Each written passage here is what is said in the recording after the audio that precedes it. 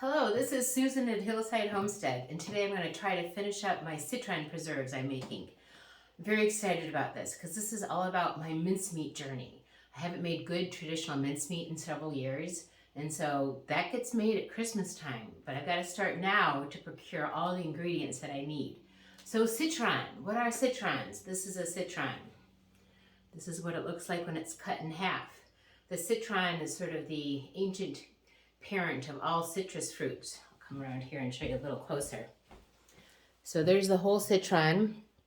Here it is cut in half. And what we're going to candy is just this pith part. The flesh is kind of mealy and not very good on this. So the pulpy part just gets thrown away, seeds, all that. And then we're going to candy the pith with the rind intact. That's the plan. It's going to be really good. All right, so I have, I've already finished a batch. It takes 10 days to make a batch.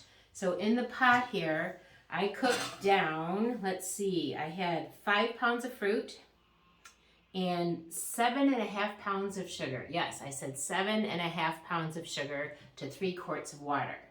So I blanched the fruit first, I cut it. I got rid of the pulpy bit, that's no good.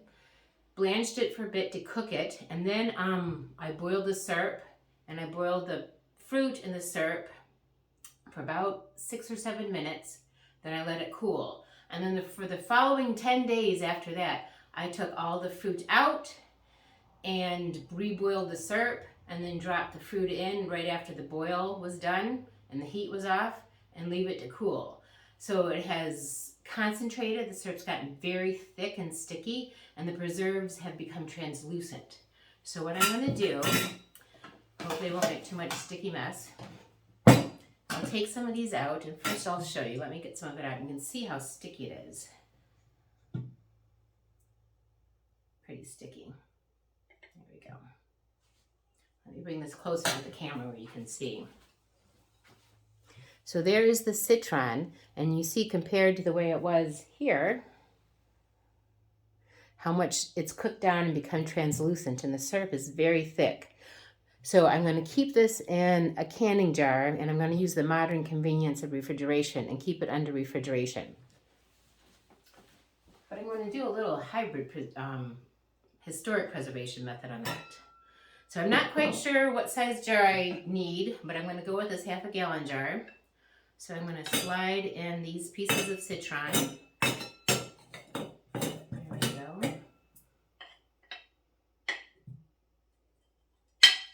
I don't think there's any way to avoid making a sticky mess. There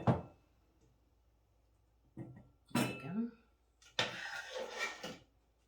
And so I will be making mincemeat. That's really what I'm excited about. The citron is cut just as thin as it can be, so completely translucent. For the mincemeat, you should be able to see the, scooch that closer, you should be able to see light shining through it. And you know, they sell citron at the grocery store at Christmas time, don't they? You know, people put it in their fruitcakes. It's disgusting. It's awful. It tastes terrible. When I first started making mincemeats and plum puddings, back when I worked at Greenhill Village, which was like 20 years ago, I looked at the recipes and it called for the citron. So I went to the grocery store and I bought some of the citron and I put it in the plum pudding. And I was utterly disappointed. My plum pudding recipe calls for, I think, 1 pound of citron. And it was gross. And so then I started doing some research about citron and what is citron.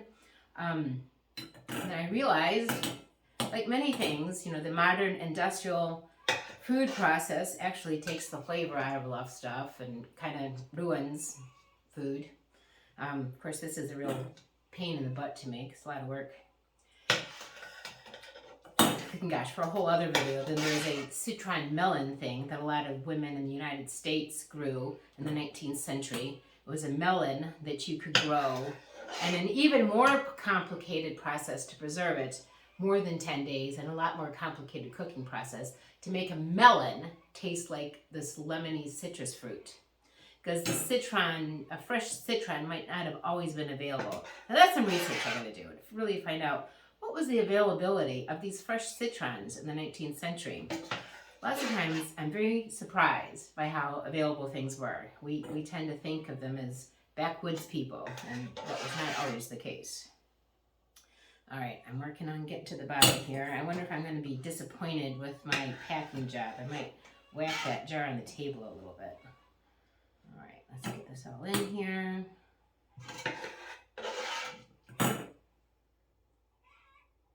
So citron will go, it will be a key ingredient in the mincemeat and a key ingredient in plum pudding. And I actually bought myself a second 5 pounds of fresh citrons. So I'm going to have a lot of citron preserves to work with this year. And maybe next year. The last time I made a batch, which is a huge batch, I had like a whole bushel of citron. It lasted me several years. Sometimes you have to take the citron out and reboil the syrup if you're going to keep it that long, which is a very old-fashioned way of caring for preserves. Sometimes there's the reboiling. All right, one more little piece in here.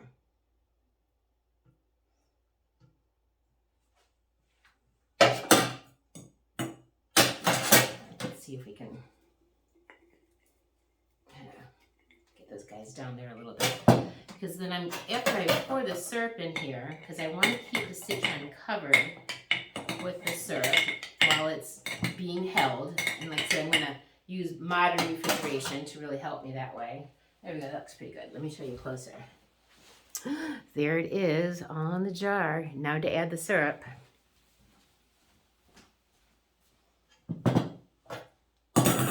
Citron's also good in cocktails. Here we go.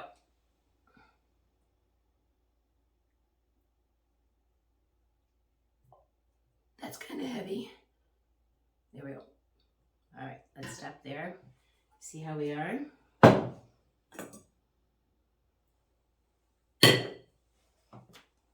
That looks pretty good. Yeah, I think I'm gonna go with that. I'm gonna go in with the other side of my spoon and get really sticky. Just work out some of those air bubbles. So modern canning recipes often tell you to do this, to work out the air bubbles in something. And that's good. It holds a little air, which will introduce more of a chance of things spoiling. Sugar is bad for us, but it's also one of the best preservatives out there. So this is meant to be eaten by the cupfuls. But preserves are made with sugar because sugar is a preservative. I forgot to bring a towel. I'll be right back.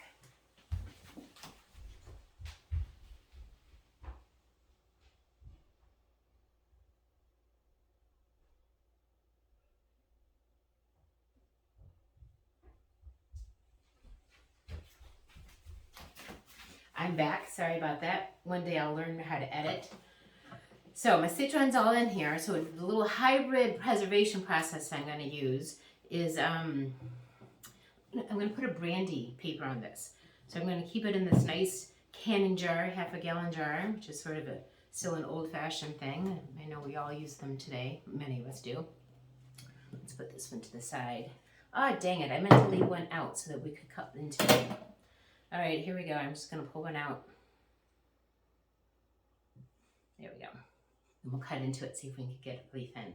So to make a brandy paper, I already cut ahead of time some hard, it's stationary. I wish I had something a little thicker actually. And literally you pour some brandy in a bowl like this and kind of let that piece of paper soak up in the brandy. This is not really complicated.